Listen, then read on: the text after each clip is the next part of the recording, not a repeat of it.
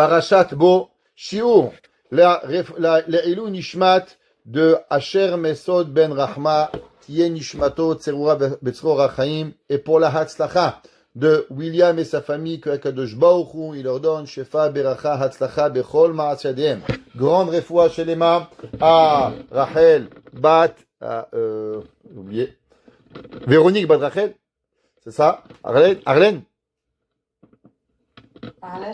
Viviane Esther. Arlène Viviane Esther, que je beaucoup la refoua Shelema. Refoua Shelema pour Mimi Bat Myriam, et refoua Shema Myriam Bat Rachel, que Akadosh Baruch Hu, il leur donne refoua Shelema, Betor Shea Chole Amecha Israël, et de tous les malades d'Israël qui guérissent très bientôt. Shabbat Imilizok Ufoua Shelema Kerova Lan.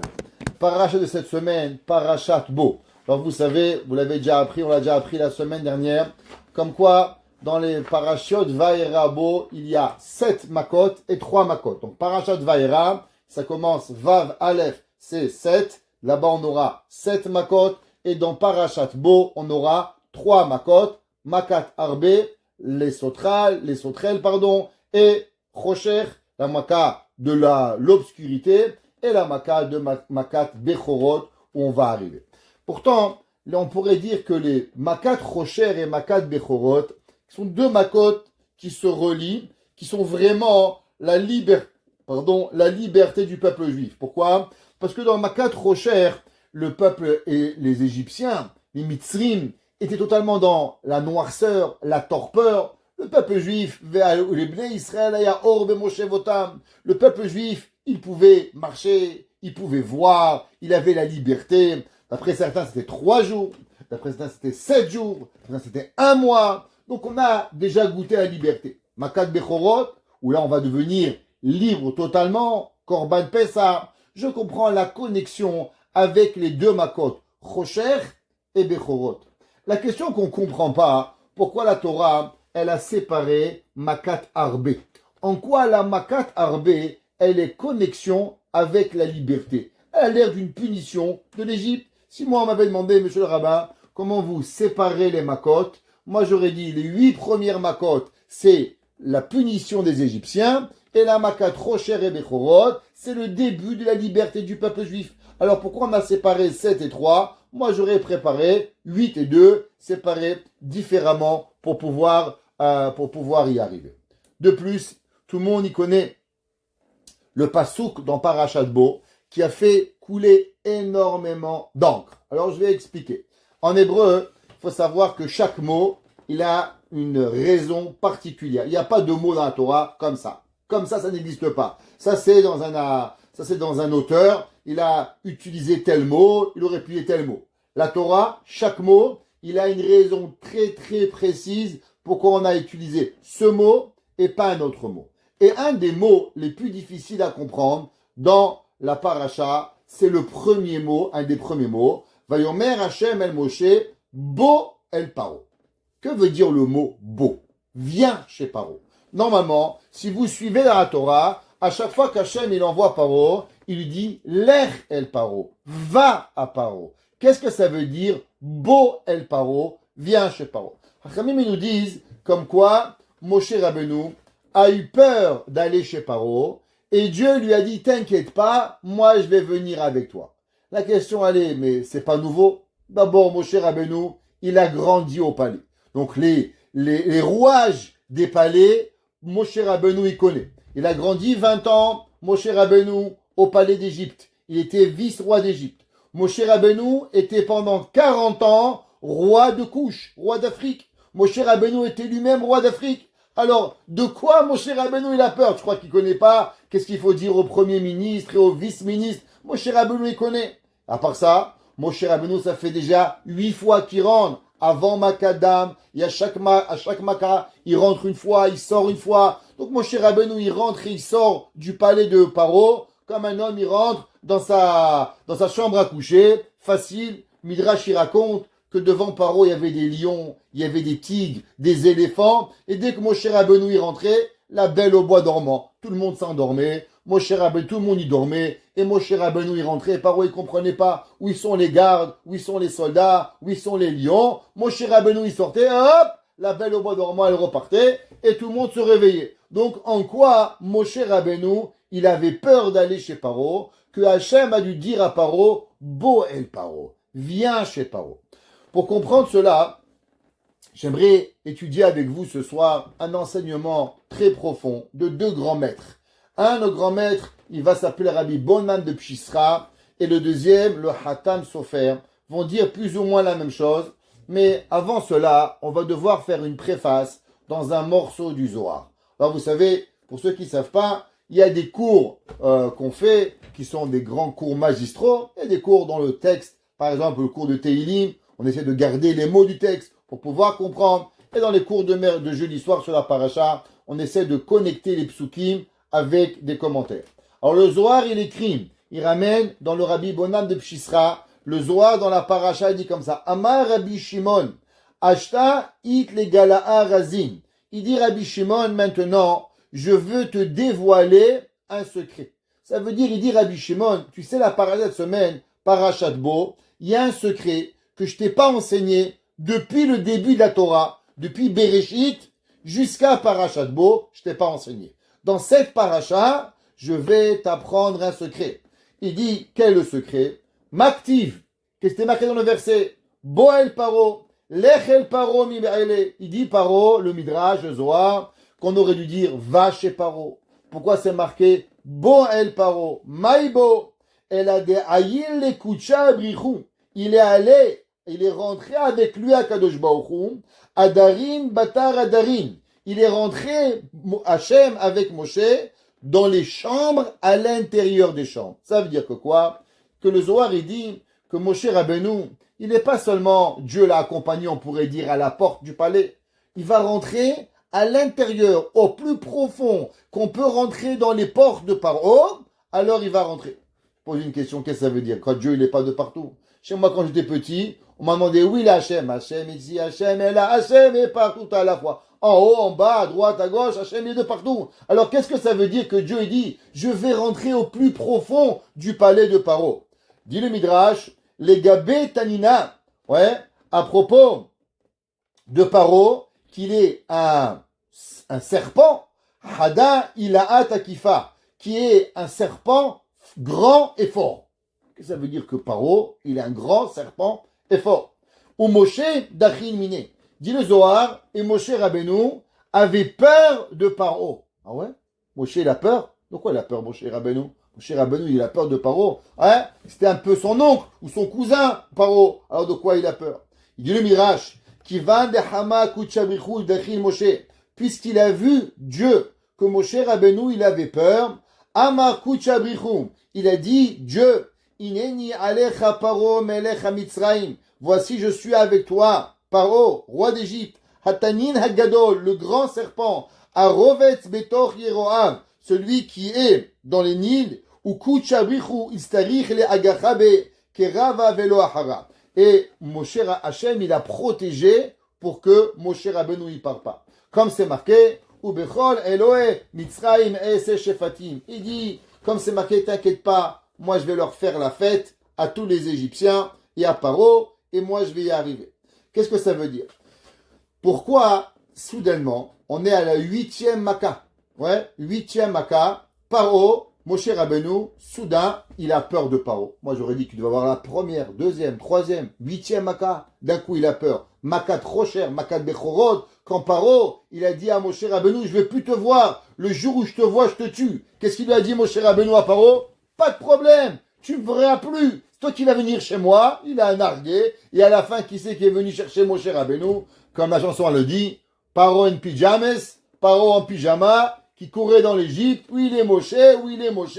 Et c'est Paro qui est venu. Moshe n'est plus jamais parti voir Paro. C'est quoi cette peur soudaine que le Midrash, le Zohar, il écrit, que Moshe Rabbeinu, il a peur de rentrer chez Paro?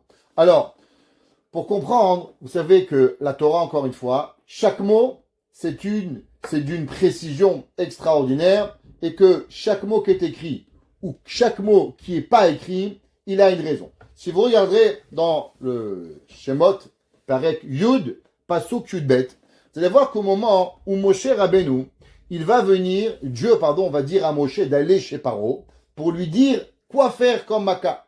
Généralement, qu'est-ce qui se passe? Hachem, il dit à Moshe, va lui dire qu'il va avoir un Maka d'âme, le sang. Va lui dire qu'il va avoir Maka Tsefardéa, les grenouilles. Va lui dire qu'il va avoir Maka Kinim, tel Maka, l'époux. Donc Hachem, il disait à Moshe Rabbeinu, quoi dire à Paro? Et la Maka, et la plaie, qu'est-ce qu'elle devait faire?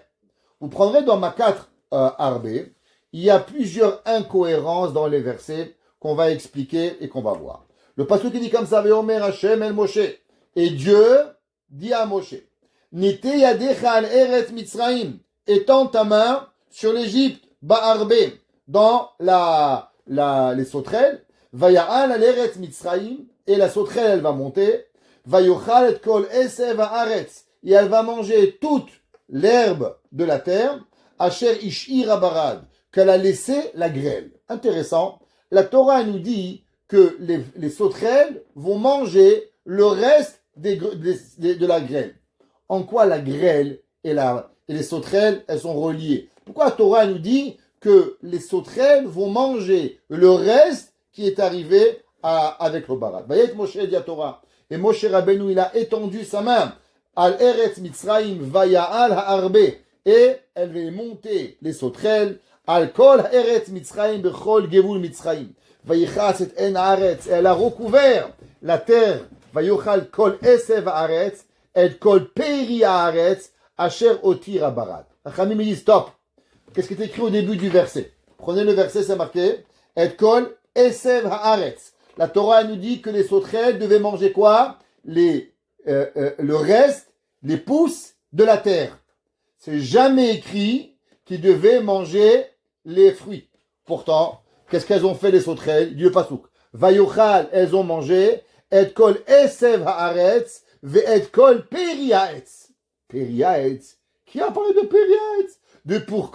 Depuis quand les sauterelles, elles se permettent de manger quelque chose que Dieu ne leur a pas donné? Dieu, il leur a dit de manger la verdure de la terre, pas les fruits. Alors pourquoi la Torah nous dit que les sauterelles, elles ont mangé les fruits de la terre? Qui c'est qui leur a permis? Asher hotir habarad. Encore une fois, la Torah elle répète ce qui a été rajouté de la grêle qu'elle est venue. Asher hotir habarad, qu'elle a rajouté de la barade. Velo notar, il n'est pas resté. Kol yerek baetz, pas même un résidu, un reste des arbres, ou be'esev asade, ou bechol eretz Mitzraïm, et c'est pas venu, et rien n'est resté.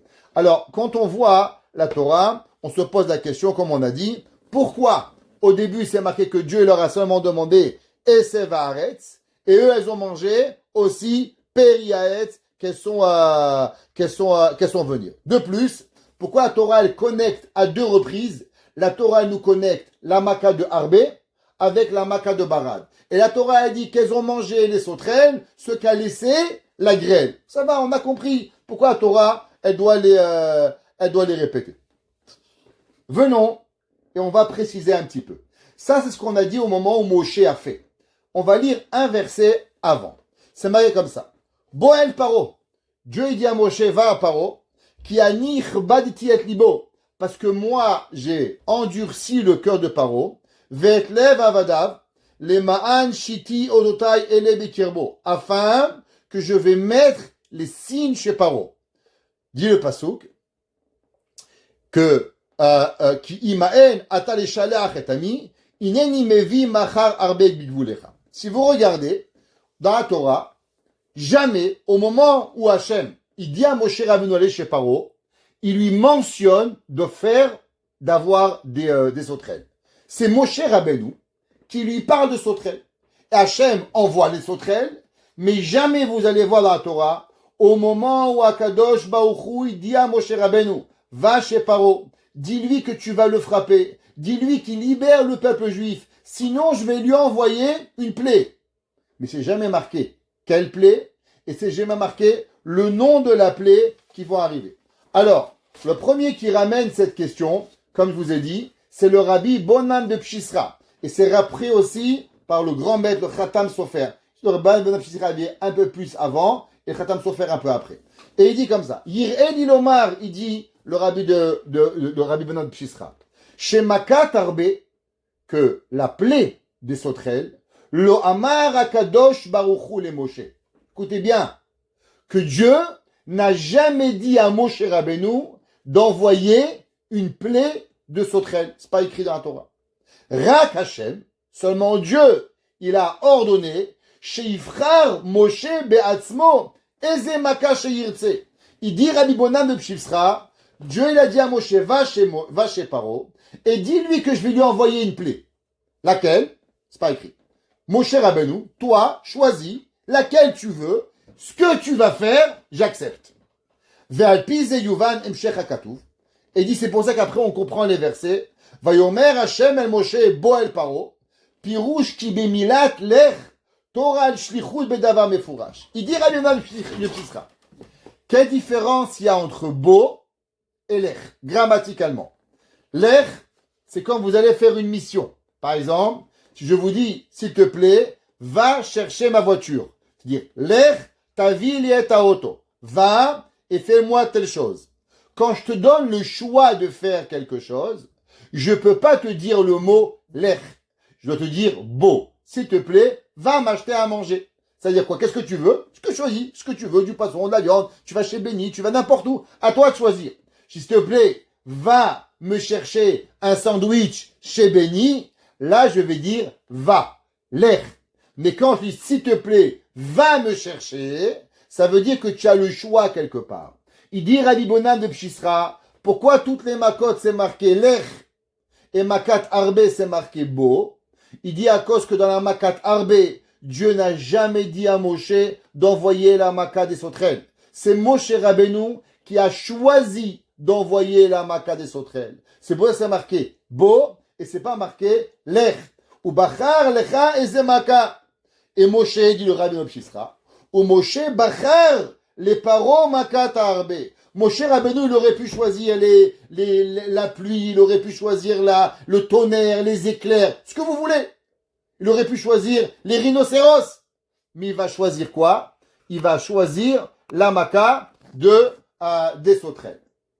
Pourquoi? Moshe Rabbeinu, d'un coup, il a un choix. On va essayer de comprendre. Le Khatam Sofer dit pareil. L'oulé des mistapines a dit le Khatam Sofer. À cause du mot beau et du mot lech, qu'on voit pas que Dieu mentionne une fois l'ordonnance de sauterelle. Il dit le Khatam Sofer, l'oulé des mistapina, si juste j'avais pas honte de le dire, Hava Amina, j'aurais pensé, de Akadosh Baruch Amar le Moshe, Shumaka Mayaket Paro. Dieu n'a jamais dit à Moshe, quel maka frappé. Elle a Nathan Reshut le Moshe Rabbeinu à la Shalom Parazot, l'Omar Mashe Yirtse. Et Moshe avait le droit de choisir ce qu'il avait envie. Vakadosh Baruch Hu Yemale Ratzon Avadav. Et Dieu, il va accomplir la volonté de Moshe. En un mot, Moshe Rabbeinu, Dieu lui a dit, tu sais quoi? Tu m'as écouté, Dam, Tzfar de Akini, Marov, Dever. Ouais, Shechin, Barad. Maintenant, free for all. Ce que tu veux, mon fils. Vas-y, donne-leur un coup, j'accepte. Les man te saper ata Moshe, les bilcha le bilcha, qui shlam ti atatecha. Il dit pourquoi? Que les gens, ils savent que toi, Moshe Rabbeinu, ce que tu veux, je fais. Donc, il y avait dans les makot, maintenant, une maka, que Moshe Rabbeinu choisit, et Hachem, il se plie à la volonté de Moshe, de façon que le monde entier va savoir que non seulement Paro, il est puni, mais aussi que Hachem, il va écouter Moshe Rabbeinu pour pouvoir y arriver. Maintenant, la question elle est, pourquoi c'est arrivé à la 8e Maka? Pourquoi cela, seulement à la 8e Maka, Moshe Rabbeinu, il peut choisir? Pourquoi pas la 5e? C'est un beau cadeau, 5. Les Tunisiens, ils vont adorer. Ouais, 5. Pourquoi la 4e? On aurait dit Moshe, c'est la Mida de Netzach. Alors pourquoi à la 8e Maka? C'est là que Moshe Rabbeinu, il vient et il peut choisir quel Maka il va arriver. Alors, pour cela, vous savez que dans le peuple juif, tout départ et tout commence du commencement. Qu'est-ce que ça veut dire que tout départ du commencement? Il faut comprendre pourquoi le peuple juif, il est tombé dans cet exil. Et à travers l'exil d'Égypte, on va essayer d'arriver à comprendre. Alors, on est au début dans Parashat Shemot. Dans Parashat Shemot, c'est marqué comme ça que le Paro, le méchant Paro, le peuple juif, il se multiplie, il devient par millions. Et la parole dit comme ça, Vayakom melech hadash, il s'est levé un nouveau roi en Égypte, Asher lo yada et Yosef, qui n'a pas connu Yosef. Il dit Rashi, qu'est-ce que ça veut dire Asher lo yada? Mais qui c'est qui ne connaissait pas Yosef? Le monde entier connaissait qu'il y avait un homme qui avait nourri l'Égypte. L'Égypte était arrivée à la famine, mort de faim. Qui a sauvé l'Égypte? Yosef. Alors qu'est-ce que ça veut dire Asher lo yada et Yosef? Dit Rashi, il a fait comme si qu'il connaissait pas Yosef. Qu'est-ce que ça veut dire il a fait comme si? Comme si quoi? Comme si, comme ça? Qu'est-ce que ça veut dire comme si? Qu'est-ce que ça veut dire Haché? Paro? Paro, c'est un homme intelligent. Paro dit Avanitrake malo. Viens, on va devenir intelligent. Un homme intelligent et qui fait une bêtise, on va faire comme si qu'on le connaît pas. Il a ghosté. C'est-à-dire que le ghostage qu'on a inventé 2025, c'est depuis Paro qu'on a inventé Asher lo yada et Yosef. Qu'est-ce que ça veut dire Asher lo yada et Yosef? Qu'est-ce que ça veut dire Avanitrake malo pour pouvoir arriver? Et en plus, c'est quoi cette intelligence que Paro il dit? Venez, on devient intelligent et on fait que le peuple juif, il peut pas partir. C'est intelligent, ça je vous pose une question. Hitler, c'est intelligent, il a pris les bébés, il les a tués, il a mis 6 millions de monde dans les fours, c'est intelligent. Quelle est l'intelligence que Paro il dit? Havanitrake malo. Venons, devenons intelligents. De plus, que Paro il le dise, ça me dérange pas. Mais que la Torah elle le ramène, c'est qu'il y a vraiment d'intelligence. Parce que toutes les bêtises des humains, la Torah elle les ramène pas. Donc si la Torah est dit que Paro il a dit malo, venons, devenons intelligents, ça veut dire qu'il y a quelque part une intelligence qui est vraie. Sinon, la Torah, elle aurait pas écrit. La Torah elle aurait dit que Paro, il a été mityaetz, il a fait un conseil. Mais du fait que la Torah a dit malo, venons et devenons intelligents, ça veut dire la Torah elle veut nous dire qu'il y avait vraiment quelque chose de profonde intelligence. Alors, maintenant il faut savoir, c'est marqué dans le Zohar. Le Zohar il dit, qu'est-ce qui s'est passé dans la Torah? La Torah, Paro, il a dit plusieurs choses. Il a dit comme ça. Vayaviru Mitzrayim et Bnei Israël beparech. Ils vont les faire travailler au début avec une bouche facile. Après c'est marqué Vayemareru et Chayehem. Ils vont rendre leur vie amère. Ba'avoda kasha, avec un travail difficile, Bachomer, avec de la boue, Bilvinim, avec des pierres, ou Bechol avoda basade, et avec tout genre de travail des champs, Ashkol avotam. Dis le Zohar, qu'est-ce que ça veut dire? Vayemareru et chayehem ba'avoda kasha. Qu'est-ce que ça veut dire qu'ils vont rendre la vie amère des Juifs avec un travail difficile? Alors, vous comprendre que la Torah, comme on a expliqué hier, elle se lit à plusieurs niveaux. Elle se lit au Pshat, au Drash, au Remez et au Sod. Au Sod, ça veut dire la profondeur de la Torah. Dit le Zohar, qu'est-ce que ça veut dire le principe Avoda Kasha? Il dit ça vient du mot Kushia. Ah, Kushia. Qu'est-ce que ça veut dire une Kushia? Alors, vous vous rappelez, il y a à peu près 25 ans. Ah, ça fait longtemps. Ouais, 25 ans. On a fait un cours, se rappeler, sur la Haggadah de Pessah commentée. Ok? C'était, si je ne me trompe pas, on a fait ce cours chez Madame Dayan, à la maison, la veille de Pessah. On avait fait un cours de la Haggadah de Pessah commentée. Là-bas, on avait rapporté une question, que le soir de Pessah, on a une mitzvah de raconter la Haggadah de Pessah. Et dans la Haggadah de Pessah, quelle est la différence entre la mitzvah de Haggadah de Pessah et la mitzvah de parler de l'Égypte tous les jours? Vous savez que tous les matins et tous les soirs, nous avons une mitzvah de se rappeler de la sortie d'Égypte. Tous les jours, on dit Ani Hashem Elohechem Asher Otzeticha Eretz Mitzrayim. Tous les matins et tous les soirs, on ramène la sortie d'Égypte. Pourquoi? C'est une mitzvah une mitzvah positive de la Torah, que on doit parler de la sortie d'Égypte. Alors, le Rav de Brisk, il demande, quelle est la mitzvah particulière de Pessah? Pourquoi à Pessah, on a l'obligation d'avoir un seder pour raconter Sipur Yetziat Mitzrayim? Mais tous les soirs, on raconte l'Égypte. Alors, c'est quoi la mitzvah particulière de Pessah qu'on doit aussi raconter? C'est la même chose. Le Rav de Brisk, il dit qu'il y a deux façons de parler de l'Égypte. Tous les soirs, juste on mentionne la sortie d'Égypte. Ani Hashem Lokechem Asher Otzeticha. C'est Bidibur Be'alma. Le soir de Pessah, ça doit venir sous forme de questions et de réponses. C'est pour ça que comment on commence la Haggadah? Ma nishtana halay la azé. Qu'est-ce qu'il fait l'enfant? L'enfant pose des questions. Toute la Haggadah, c'est quoi? Des questions. Pesach, Ashuma, Maror, Ashuma, Pesach, Matzah, Maror. Tout ce qu'on fait, on demande pourquoi. Et on doit répondre. La Haggadah, elle est sous forme de questions et de réponses. Un homme qui ne fait pas la Haggadah sous forme de questions et de réponses, il n'a pas acquitté de la mitzvah de Haggadah. C'est pour ça qu'au début de la Haggadah, qu'est-ce qu'on dit? Manishtana. Pourquoi? On met la page. Toute la soirée de Pessah, on pose des questions. La question, elle est, pourquoi le soir de Pessah, on parle sous forme de questions et de réponses? Quelle est la raison pourquoi le soir de Pessah, on doit aller chercher des questions et des réponses? Nous dit le Zohar, vous savez qu'est-ce qui a fait du peuple juif un peuple juif? Pourquoi on n'a pas été comme toutes les nations du monde? La réponse, elle est, c'est que toutes les nations du monde, ils ont eu peur des questions. Si vous allez chez les chrétiens, dès que vous posez une question au curé, on vous traite de je sais pas quoi, on vous renvoie. Vous allez chez les islamistes, en islam, pas de question. Mohamed, il a dit, tu fais. Pourquoi? C'est comme ça. Ya Hamar, tu dois faire comme un âne. C'est pareil. Il y a interdit aux questions. Le peuple juif, comme on a la Emouna, et on sait qu'on a raison, on n'a jamais peur de questions. Jamais. Nous, on n'a peur d'aucune question. Le Talmud, il est rempli de questions. Pourquoi? Comment? Parce que... Et même des fois, on ne sait pas, mais on n'a pas peur. Pourquoi? Parce que comme on sait qu'on a la vérité, alors on peut poser des questions sans jamais avoir peur d'une réponse. Vous savez, un professeur qui a peur des questions, c'est qu'il ne maîtrise pas son sujet. Ou bien, il est trop orgueilleux. La Torah, chez nous, on sait que Dieu est un, on sait que Dieu a raison, et on sait que Mashiach, il va venir. La suite, comment ça va se passer, c'est pas important. Mais ça, c'est la vérité. C'est pour ça qu'on n'a pas peur. Alors maintenant, si vous voulez tuer un juif, qu'est-ce que vous devez lui prendre? Vous devez lui voler la possibilité de poser une question.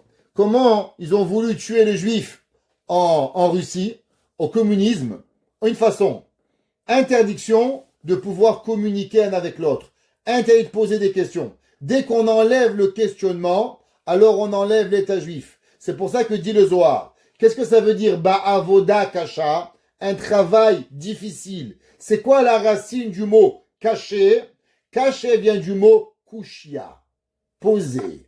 Ça veut dire que qu'est-ce que Paro il a fait? Il a enlevé le droit au peuple juif de venir et de poser une question. Vous savez que dans la Torah, il y a 13 façons comment on étudie la Torah.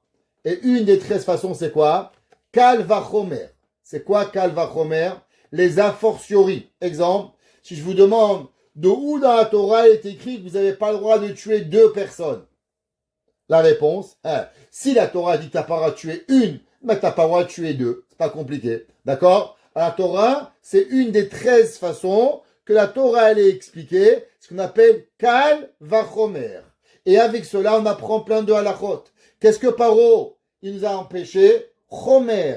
Dis le Zohar, que veut dire Chomer? La boue, le ciment. Le ciment, c'est qu'il nous a scellé, il nous a cimenté le cerveau. Qu'est-ce qu'il a voulu faire? Il n'a pas voulu nous laisser penser. C'est quoi un Kal vachomer? C'est quand l'homme utilise sa tête pour pouvoir réfléchir. On a déjà expliqué qu'il y a 2 choses. Chokhma, sagesse, bina, comprendre, da'at, savoir. Qu'est-ce que ça veut dire bina? Comprendre l'un de l'autre. Ça veut dire quoi comprendre l'un de l'autre? Je te donne un sujet et à travers le sujet, tu découvres un autre sujet. C'est un Kal vachomer. Qu'est-ce que Paro nous a interdit? Il a voulu enlever du peuple juif la bina. C'est quoi la bina? Le Kal vachomer pour pouvoir arriver. C'est ce qu'on appelle la chomriyut. Quand l'homme il devient matériel, on cimente son cerveau, il peut plus avancer. Que veut dire levinim? Levinim veut dire des briques. Mais levinim veut dire aussi blanchir. Qu'est-ce que ça veut dire blanchir? Alors, en hébreu, quand un rabbin donne un cours, il blanchit une situation. Qu'est-ce que ça veut dire blanchir? Quand vous parlez et vous expliquez, et on arrive à une clarification. Quand vous avez un problème, qu'est-ce que vous dites? Docteur, voudrez-vous me clarifier? Pourquoi le docteur, il a de la peinture? Qu'est-ce que ça veut dire clarifier? Ça veut dire que quand je t'explique, quand tu comprends pas, ça a l'air tout noir, ça a l'air tout mélangé, tu sais plus quoi, plus, moins, minus, t'es perdu. Tu vas à un professeur, un docteur, un rabbin, il t'explique, à la fin tu dis waouh, monsieur le rabbin, je vois. Quoi tu vois? Tu voyais pas avant? Non, ça devient tellement clair que maintenant, c'est clair, c'est ça. Alors que veut dire le mot Levenim? Ça veut dire que Paro nous a enlevé la forme et la façon de pouvoir découvrir et de blanchir la Torah, de blanchir la halakha et de savoir ce qui est arrivé. Qu'est-ce que ça veut dire Ubechol Avoda Basade?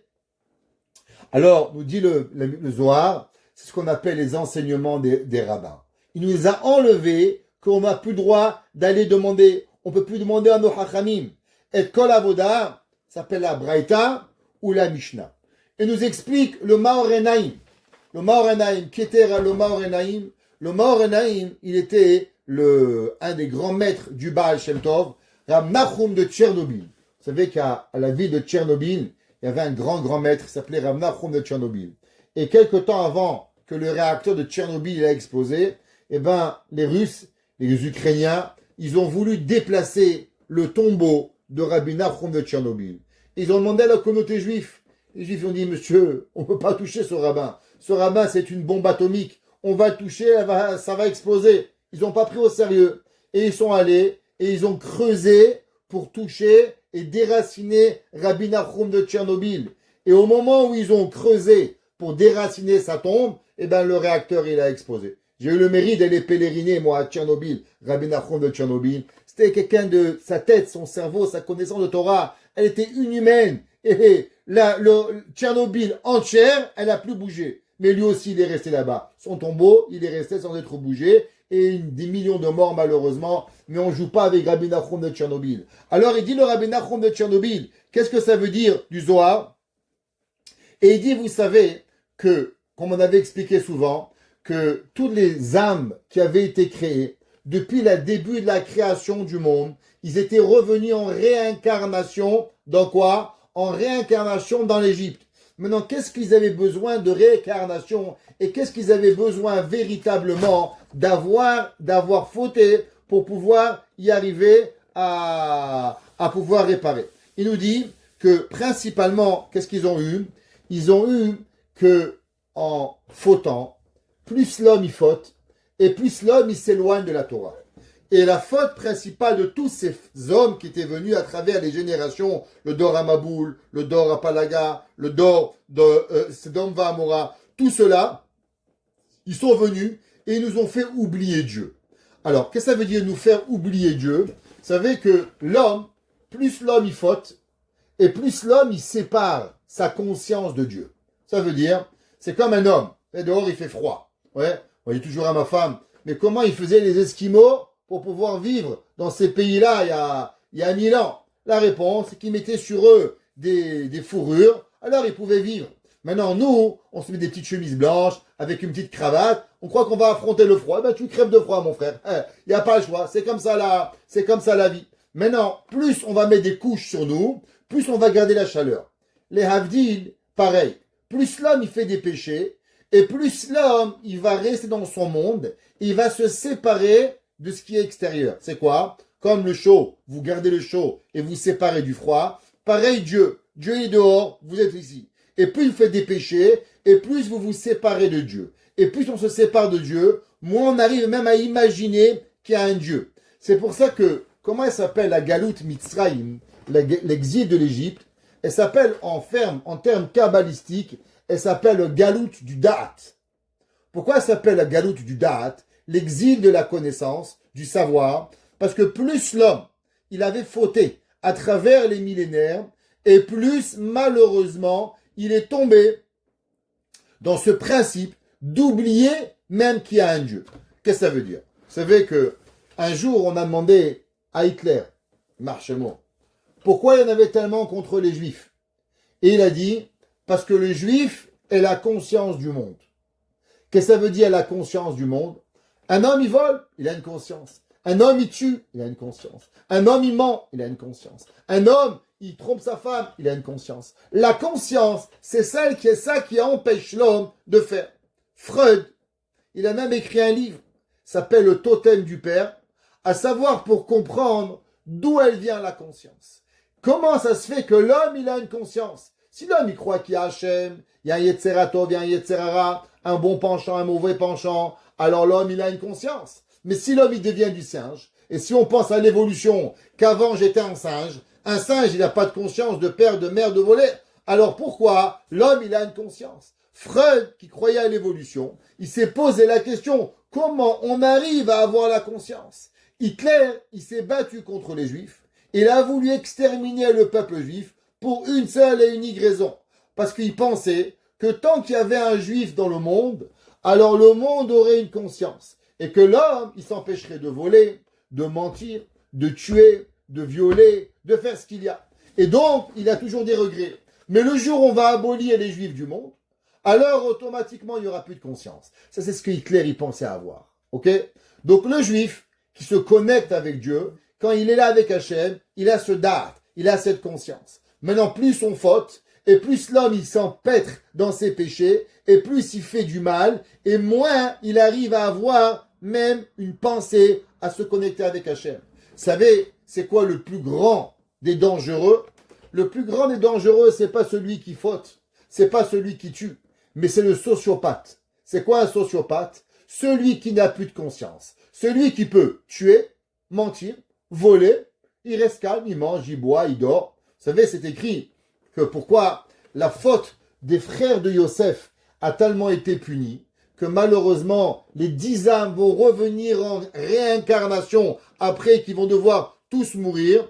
Parce que c'est marqué qu'après qu'ils ont vendu leurs frères, Vayeshevu le'echol lechem, ils se sont assis manger du pain. Nous disent Rachamim, même si tu as raison, mais c'est ton frère, comment t'as pas une conscience que ton père il va avoir de la peine? T'as un frère que tu as vendu et tu t'assois à manger. Elle est où ta conscience? Même si on peut expliquer la vente, mais Chachamim nous disent que la raison pourquoi les frères de Yosef vont revenir en réincarnation et être punis dans les 10 martyrs, c'est pas seulement pour la vente. Parce que ça, Yosef, il leur a pardonné. Mais c'est la non-conscience. Avoir cette sociopathie de pouvoir être dissociés de leur action qu'ils ont fait. Les Avdish, on pourrait expliquer comme cela. Alors, nous dit le Zohar, et nous dit marqué dans les Sfarim, quelle est la faute de l'exil de l'Égypte? L'exil de l'Égypte, c'est la faute du Da'at. C'est quoi l'exil du Da'at? C'est que l'homme, il a tellement fauté que malheureusement, alors, il va oublier même d'avoir de la conscience. Et quand l'homme, il n'a pas de conscience, dans quoi il tombe? Il va tomber obligatoirement dans les mœurs. Ça veut dire que l'homme, il va venir et il va naturellement tomber dans tous les interdits qui vont lui être. Et où est-ce qu'ils vont tomber? Ils vont tomber en Égypte. La question, elle est pourquoi les âmes vont revenir en Égypte et que dans l'Égypte, on va devoir arranger tout cela. Alors, il faut comprendre déjà que l'Égypte, elle est ce qu'on appelle le symbole de l'anti-mœurs de l'époque. On voit que même Avraham Avinu, au moment où Avraham Avinu il vient chez Paro avec Sarah, on lui pique sa femme. Paro il dit à Avraham, prends et pars. Avraham il dit pourquoi je pars? J'ai faim, il y a la famine. Viens, je reste. Paro il dit non mon frère, tu peux pas rester. T'as un homme pudique, t'as un homme qui a des consciences, t'as un homme qui a des mœurs. Ici, tu peux pas rester. L'Égypte, elle est le symbole de tout ce qui représente l'abomination à l'état pur de l'Égypte. Ça ne peut pas arriver. Nous dit nous dit la Torah qu'au moment où Yosef il a reçu ses frères, qu'est-ce que Yosef il les accuse? Il les accuse même d'être des méraglim, des espions.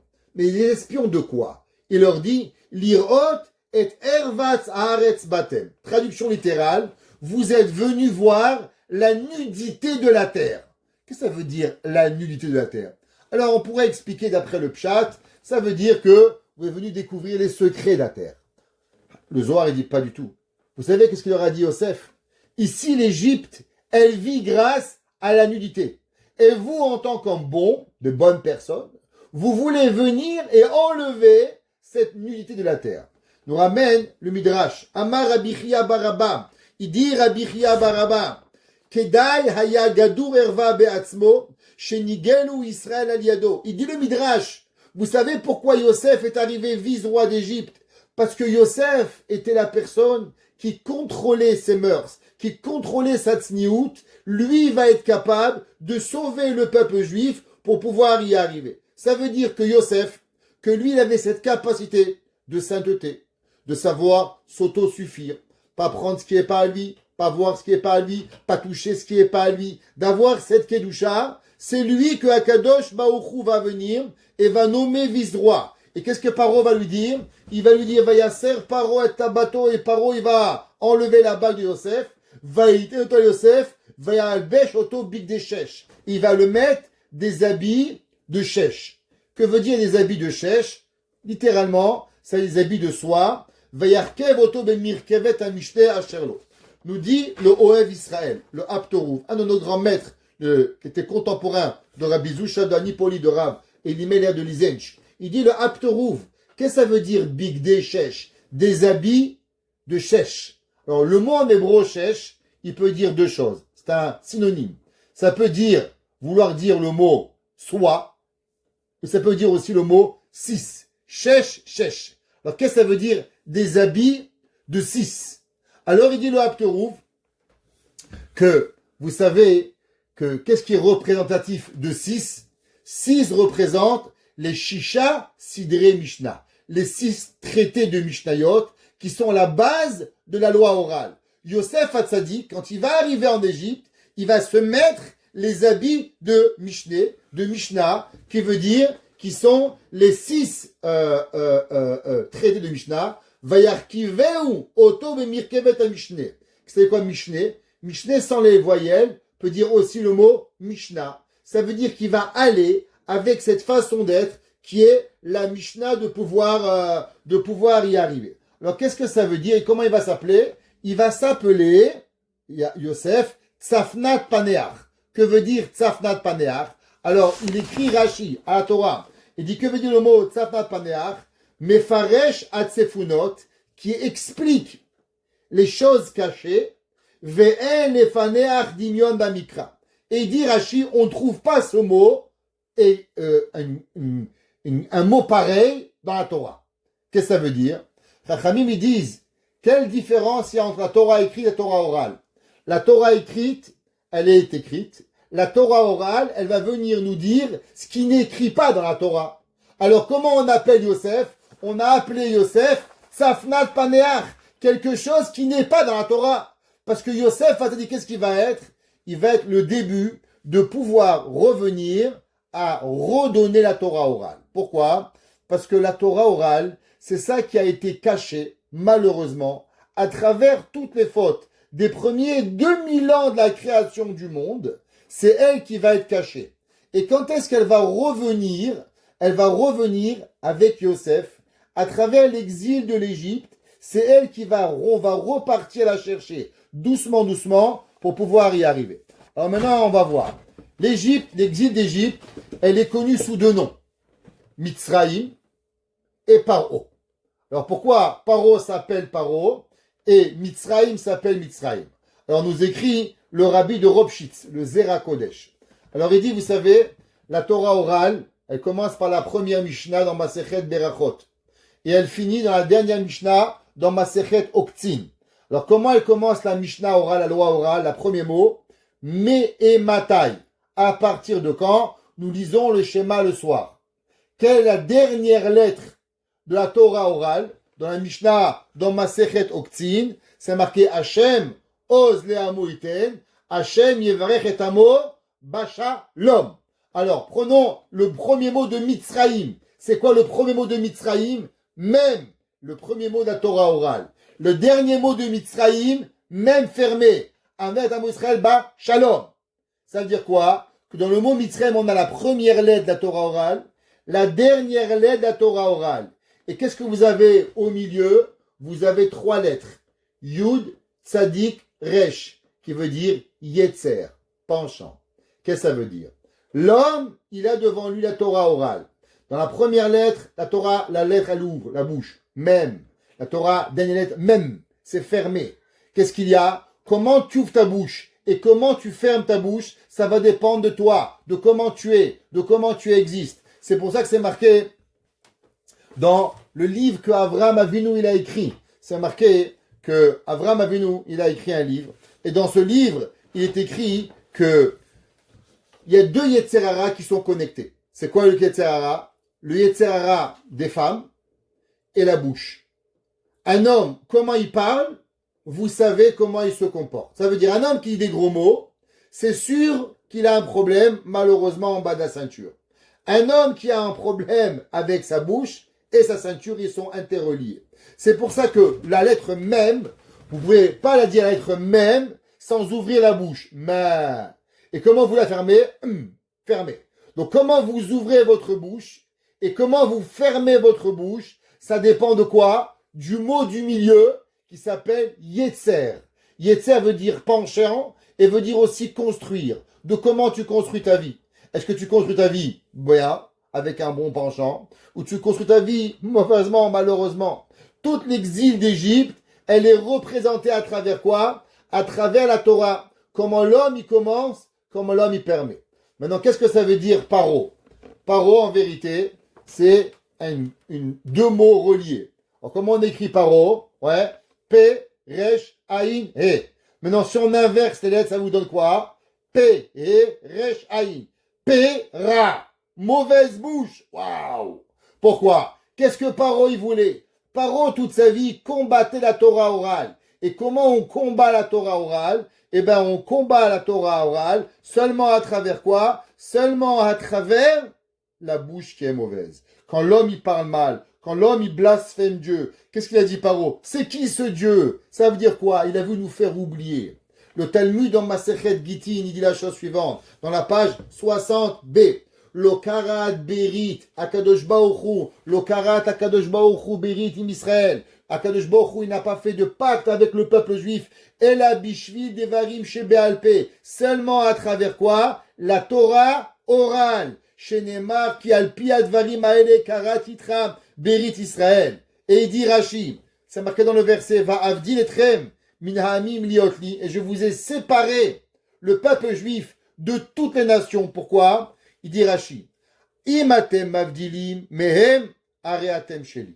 Si vous vous séparez des nations du monde, vous appartenez à Dieu. Et si vous vous séparez pas des nations, alors avec moi, regardons.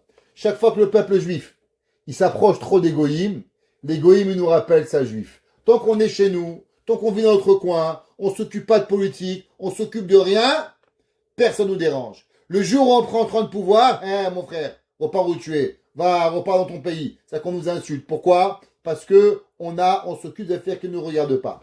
Pareil dit le Midrash, que c'est marqué Hamikra, Ayontelahem Bir Mirtav, que Hachem a donné la Torah orale. Tout l'exil d'Égypte, elle est quoi? Elle est de pouvoir nous faire oublier qu'il y avait même une Torah orale. C'est pour ça que le passage qui dit, Lo Shamu, Bene Israël el Moshe, ou même Moshe Rabbeinu, qui représente la Torah orale, ils n'arrivaient pas à l'écouter. Pourquoi ils n'arrivaient pas à l'écouter? Ils n'arrivaient pas à l'écouter parce que malheureusement, on avait oublié ce que ça représente la Torah orale et Akadosh Baruch Hu. Toute l'histoire d'Égypte, elle va être pour revenir chercher la Torah orale. Alors maintenant, vous savez, on va faire court parce qu'il est déjà tard, je pense. Quelle heure il est? Ok, on a encore 10 minutes. Vous savez qu'il y a eu 10 plaies en Égypte. Pourquoi il y a eu 10 plaies en Égypte? Parce que les 10 plaies en Égypte, elles sont pour remettre les pendules à l'heure. C'est quoi les pendules à l'heure de qui? Il y avait un homme, il s'appelait Paro. Paro, il a dit, c'est qui Dieu? Moi, je connais pas Dieu. Paro, il s'est pris lui-même pour Dieu. Alors, il a dit, moi, je connais pas Hachem. En un mot, c'est quoi je connais pas Hachem? Je rejette que Akadosh Baruch Hu, il a créé le monde. Le monde, c'est pas Hachem qui l'a créé, c'est mon père, c'est ma mère, c'est moi. Je sais pas qui a créé Dieu. En un mot, c'est pas Dieu. Maintenant, en combien de paroles Dieu, il a créé le monde?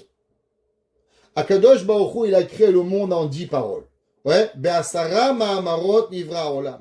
Dieu a parlé 10 fois, et à chaque fois qu'il a parlé, Akadosh Baruch Hu, il a créé le monde.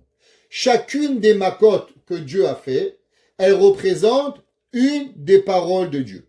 Chaque fois que Hachem a donné une maka, chaque maka, elle représente la maka de Akadosh Baruch Hu, la parole de Dieu. Maintenant, à la place qu'on fait 1, on fait 1, 10, 2, 9, 3, 7. Ça veut dire que chaque maka, elle va revenir et elle va être correspondante à une des paroles que Akadosh Baruch Hu il a données. Par exemple, Bereshit bara Elokim. Akadosh Baruch Hu, au début, il a créé le monde. C'est-à-dire quoi? Que Dieu, c'est lui qui a fait montrer, il n'y avait rien, et Dieu, il a parlé, alors il a créé le monde. La Maka de Bereshit, elle a donné la Maka de Bechorot. Pourquoi Bechorot? Parce que quand Dieu, il a frappé les Égyptiens, alors automatiquement, c'est là que le monde, il a pu voir que Akadosh Baruch Hu, il était Dieu. Dans la même maison, il y avait deux frères, un premier-né, un pas. Le premier-né, il est mort. Tout le monde a dit, c'est Dieu, il est impossible d'arriver autrement. Donc la Maka de Bechorot, elle est correspondante à quoi? Elle correspond à la Maka au Dibour de Bereshit. C'est quoi la deuxième parole de Dieu? La lumière et l'obscurité.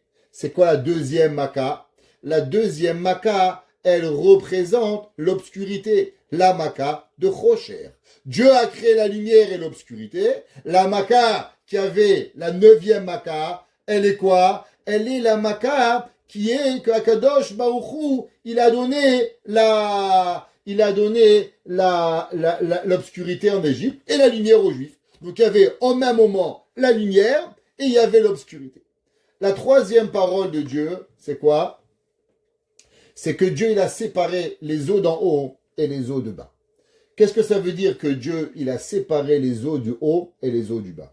Alors vous savez que la Torah, elle est autant au ciel, mais la Torah, elle appartient aussi à la terre. Alors qu'est-ce que ça veut dire? Que la Torah, elle appartient au ciel et la Torah, elle appartient à la terre. Alors la Gemara nous raconte qu'il y avait un jour un homme, il s'appelait Rabbi Eliezer. Et Rabbi Eliezer, il a purifié un certain four. Alors, les Chachamim, ils lui ont demandé, amène une preuve que tu as raison.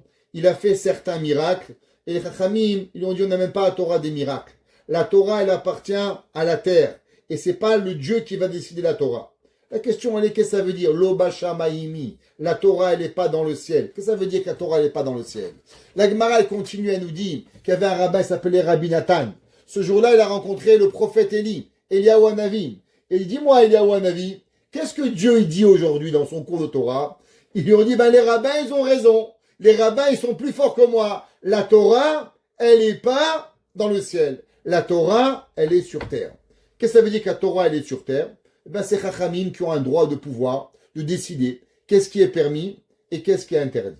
Seulement, malgré qu'on a le pouvoir de décider qu'est-ce qui est permis, qu'est-ce qui est interdit, la Torah, elle a une limite. C'est quoi que la Torah, elle est limitée? Alors, on n'est pas des réformés.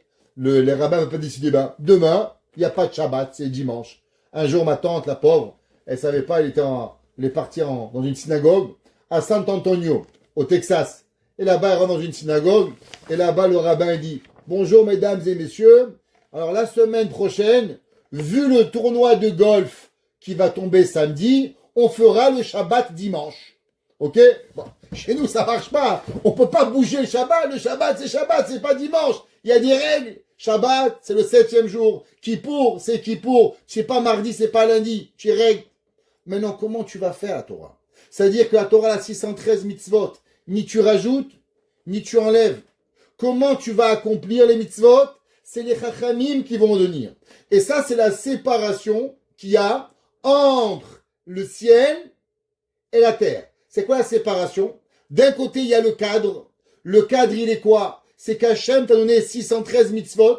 Tu peux pas les changer. Tu peux pas les rajouter. Tu peux pas dire, maintenant, vous savez, c'est facile d'allumer le briquet Shabbat, c'est pas interdit. C'est permis d'allumer le gaz parce que c'est pas compliqué. Faut pas mettre du bois. Ça, c'est les réformés, les conservateurs. Nous, on suit la Torah. Pas de feu, pas de feu. Khalas ou bao, électricité, feu, gaz. Zel Bézar, c'est tout kif kif bourrico. Et tout c'est interdit, c'est tout pareil. Et on peut pas changer. Mais il en reste que quand il y a une discussion, comment accomplir telle mitzvah? Qui c'est qui va choisir? Il va la choisir. C'est les hommes qui vont choisir. Par exemple, quand il va devenir le Rosh Chodesh, la part de cette semaine, qui c'est qui décide le Rosh Chodesh? C'est Dieu ou nous? Eh bien, tant que les hommes décident pas c'est quand Rosh Chodesh, eh bien, le Rosh Chodesh, il est pas là. Parce que Torah dit, Kazera Eve Kadesh, comme ça, tu vas voir et tu vas sanctifier. Ça veut dire que même si Hachem, il a envoyé la lune, mais les hommes ne l'ont pas vu, eh ben, on pourra pas le Rosh Chodesh, on le fera le lendemain. Donc, les hommes, ils interviennent dans la Torah. si c'est comme ça, la troisième parole de Dieu, qui est la séparation de haut et d'en bas, c'est quoi? Représente la Torah écrite et la Torah orale. La Torah orale, la Torah écrite a été donnée par Hachem. Il y a 613 mitzvot. Ni on rajoute, ni on enlève. Mais maintenant, si la Torah orale, elle est venue nous expliquer comment, et c'est les Chachamim qui vont choisir. Waouh! Donc si c'est comme ça maintenant, la 8e Maka, 8, 9, 10, troisième parole de Dieu, qui représente la Maka de Harbé. Qui c'est qui va décider la Maka? Eh bien, elle représente la Maka qui est la troisième parole, qui reprend la Torah orale. C'est pour ça que Dieu dit à Moshe Rabbeinu, je vais pas te dire quoi faire. C'est toi qui dois comprendre maintenant quelle Maka envoyer. Parce que la Maka de Harbé, elle est la représentative de la Torah, qui est la connexion entre la Torah orale et la Torah écrite, que Akadosh Baruch Hu a dit qu'il y a une séparation. Mais l'homme, il doit réfléchir à penser qu'est-ce que Hachem il veut. Alors Dieu lui dit, envoie une plaie qui va manger, qui va frapper l'Égypte, mais il lui dit pas quoi. Et Moshe Rabbeinu doit trouver à travers sa tête ce que Akadosh Baruch Hu il avait vraiment envie, ce que Dieu pensait qu'il allait vraiment être la pensée de Dieu. Et Moshe il dit à Hachem, j'ai compris, c'est la Maka de Harbé, parce que tu me demandes quelque chose qui va manger et qui va finir ce que la Maka de quoi? La Maka de Barad. C'est quoi la Maka de Barad? La Maka de Barad, c'est quand l'eau. Dieu a dit que l'eau va être. C'est quoi l'eau? L'eau représente la Torah. La Barad, la quatrième Maka de Barad, elle représente le dibour de l'eau qu'Akadosh Baruch Hu il a créé. Qui est quoi? Qui est qu'on doit finir la grêle. La grêle, c'est la Gemara nous dit qu'est-ce que c'est la Torah? La Torah, c'est un. Ça veut dire qu'après tout, même que l'eau, elle est séparée entre haut et en bas, Torah Shibetav, Torah Shebealpé, mais elle doit terminer, elle doit être en unisson avec quoi? Avec ce que Akadosh Baruch Hu, il nous demande de pouvoir y arriver. Et c'est pour ça. Vous savez que dans la création du monde, tous les jours, il est écrit le mot Tov. Le premier jour de la création, Dieu s'est marqué Vayar Kitov. Troisième jour, Vayar Kitov. Quatrième jour, Vayar Kitov. Le deuxième jour, c'est pas écrit Vayar Kitov. Le deuxième jour, c'est pas écrit Dirachi. Pourquoi c'est pas écrit? Il dit parce que le troisième jour, on va voir à 2 reprises le mot Kitov. C'est gentil que le troisième jour, il y a 2 fois le mot Tov. Mais alors pourquoi t'as pas écrit le mot Tov lundi? Ça aurait été mieux que d'écrire 2 fois le mot mardi. La réponse, elle est que si on avait écrit le mot Tov le deuxième jour, alors on aurait pu penser que la Torah orale, la Torah écrite, elle peut être belle sans la Torah orale. Mais la Torah écrite, elle ne peut pas être comprise sans la Torah orale. C'est pour ça qu'on a donné la Torah orale le deuxième jour, Torah écrite le deuxième jour, et la Torah orale le troisième jour. Et là-bas, on écrit 2 fois Tov, Tov. Pourquoi? À cause que l'homme ne peut comprendre la Torah écrite s'il n'a pas la Torah orale. Et ça, c'est ce qu'on appelle le da'at, la pensée. Qu'est-ce qu'on est parti chercher en Égypte? Les 210 ans d'exil, c'est de revenir et d'aller rechercher toute cette conscience que l'humanité, elle a perdue pendant des millénaires. Pendant les 2000 ans, les 2400 ans que Hachem avait créé le monde, l'homme avait fauté et fauté et fauté et fauté, jusqu'à qu'il avait oublié la conscience de Dieu. On va commencer à rétablir cette conscience avec Yosef. Quelle est la première chose qu'on ramène le da'at? Le da'at, il revient quand l'homme, il commence à faire attention à la tseniout. Il y avait un jour une femme, je vous ai dit, elle m'a dit, monsieur le rabbin, tant que je m'habillais pas tseniout, j'avais l'impression de ne pas exister.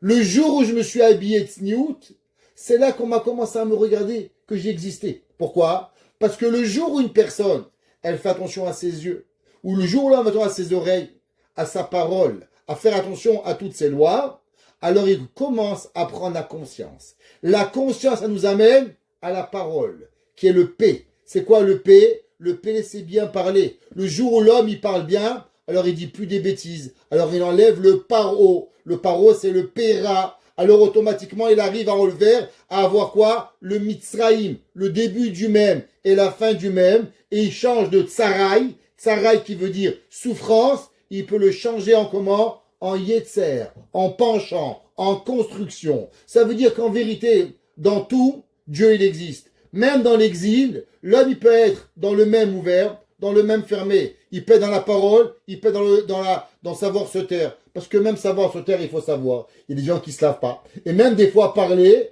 il y a des fois qu'il faut parler. Vous savez, il y a un homme, il s'appelait Yov. Yov, il a pensé qu'il ne faut pas parler. Les gens qui pensent que des fois, il ne faut pas parler, eh bien, se taire, c'est aussi destructif que de se taire, que de parler. Des fois, quand tu parles pas, eh ben, tu fais pire que de te taire. Et l'homme, il doit toujours être en balance avec le même ouvert, le même fermé.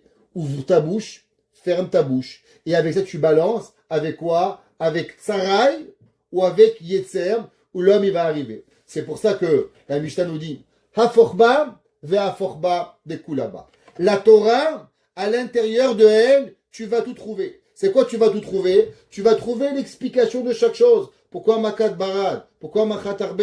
Pourquoi Makat Rocher? Pourquoi telle parole d'Akadosh Baruch Hu, elle va venir? Maintenant, vous comprenez.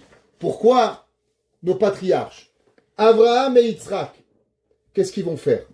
Abraham et Yitzhak vont être occupés à creuser des puits et à appeler les puits des noms.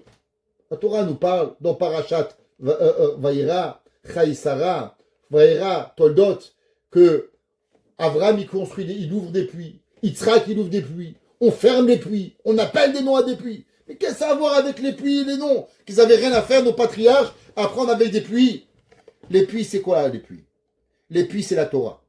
Les puits, c'est écrit dans le Zohar que l'eau représente deux choses. L'eau représente la Torah, et elle est aussi représentatrice du Yetzer Hara.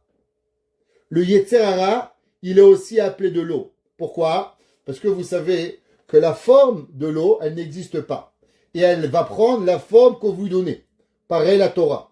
La Torah n'a pas de forme. Quand vous la rentrez chez un homme humble, alors il va devenir plus humble.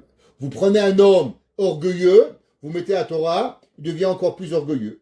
Pareil l'eau, le Yetzer Hara, mais le Yetzer Hara d'un homme orgueilleux, il va exploser. Mais des mauvaises midotes, des mauvais traits de caractère chez un homme méchant, il va devenir encore plus méchant. Le Yetzer Hara et l'eau, c'est pareil. C'est pour ça que, qu'est-ce qu'ils vont faire Abraham? Abraham va creuser des puits. C'est quoi creuser les puits? Les puits qui est la connaissance. C'est la chokhma, c'est le bina, c'est le da'at. Il va aller, il va leur donner un nom. C'est quoi un nom? Un nom, c'est la Torah chez Béalpé. Qu'est-ce qu'ils vont venir, les Pélishtim? Vaïset et moum. Si vous prenez, Samer, ça vient du mot Samer, même, le Yetzer Hara. Ce sont deux lettres qui sont fermées. Comment on appelle en hébreu le Yetzer Hara? On l'appelle le Samer Mem. Pourquoi on l'appelle Samer Mem? Parce qu'il y a seulement deux lettres qui sont complètement fermées dans la Torah. Le Samer est le même. Qu'est-ce qu'il veut le Yetzer Hara? Le Yetzer Hara vous empêche de réfléchir. Il veut vous fermer votre tête. Quand l'homme y réfléchit, il se dit pourquoi il y a un Dieu? Pourquoi il y a un monde? Pourquoi il y a des mitzvot? Alors quand l'homme y réfléchit, alors l'homme il arrive à des conclusions. Boré Olam, Akadosh Baruch Hu, la Torah, il y a un but. Mais quand on vous ferme votre cerveau, on vous cloue le cerveau, on vous scelle le cerveau, alors vous n'avez plus de pensée. C'est pour ça que Yetzer Hara s'appelle Samer et même. Les deux lettres complètement fermées, ou en cercle ou en carré. Mais en fin de compte, qu'est-ce que tu as? Tu as fermé. Tu n'as pas arrivé à laisser ta bouche, ta tête parler. C'est pourquoi la Torah s'appelle Torah chez Béalpé. Quand vous dites le mot P, parole, vous devez ouvrir votre bouche. C'est quoi? P, c'est la lettre P, et c'est la lettre E, qui représente quoi? Des deux lettres que vous devez obligatoirement ouvrir la bouche pour pouvoir la dire. P, et. Vous ne pouvez pas dire le mot et avec la bouche fermée. Impossible. La lettre P, pas possible. P, c'est l'ouverture d'esprit, l'ouverture du date que la personne doit arriver. Et c'est pour ça que Hachem avait choisi la huitième Makkah. C'est quoi la huitième Makkah? Nous dit le Maharal. Le 8 représente aussi l'éternité. Qu'est-ce qui est éternel? Et éternel, la Torah. Et éternel, nos chachamim. Et éternel, notre connaissance. Et éternel, la connexion que le peuple juif, il a avec Akadosh Baruch Hu. Et c'est pour ça qu'à l'éternité, à la huitième Makkah, Akadosh Baruch Hu, il dit à Moshe, maintenant Moshe, on va aller chez Paro. Pourquoi Dieu accompagne Moshe chez Paro? Parce que maintenant Paro, il représentait le mal absolu. Il représentait la volonté de cacher et d'enfermer la Torah orale. Quand Moshe Rabbeinu, il a compris, il dit, waouh, là on n'est pas parti seulement frapper Paro, on est parti aller rechercher l'essence même de Paro, de ce qu'il représente et ce qu'il veut pas donner. Et donc maintenant, je dois aller le chercher. Sur ça, Dieu il dit à Moshe Rabbeinu, t'as raison. L'homme tout seul, il n'est pas capable. La Torah orale tout seul n'est pas capable. Qu'est-ce qu'il faut? Il faut Torah Shibirtav et Torah Shebealpe. C'est pour ça que pour aller chercher la Torah orale, qu'est-ce qu'on a besoin? On a besoin de Akadosh Baruch Hu et de Moshe.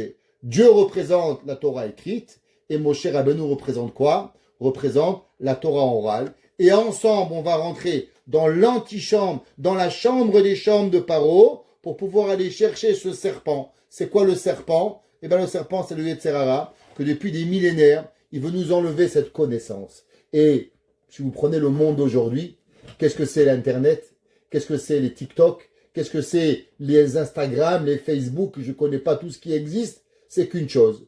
Vous enlevez la volonté de réfléchir. Vous enlevez la volonté de lire. Vous enlevez la volonté d'avoir votre propre conscience. Et que vous devez seulement une seule chose. Réfléchir à ce que eux ils veulent, à ce que eux ils pensent, à ce que eux ont envie, sans vous donner à vous le choix de véritablement d'avoir votre propre conscience pour pouvoir y arriver.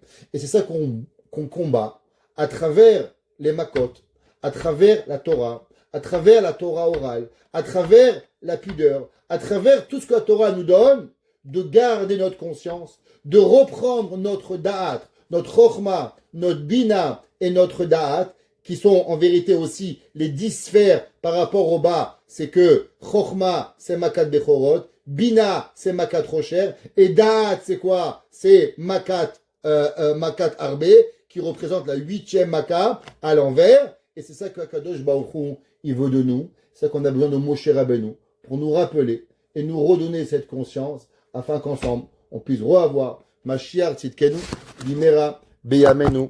Amen.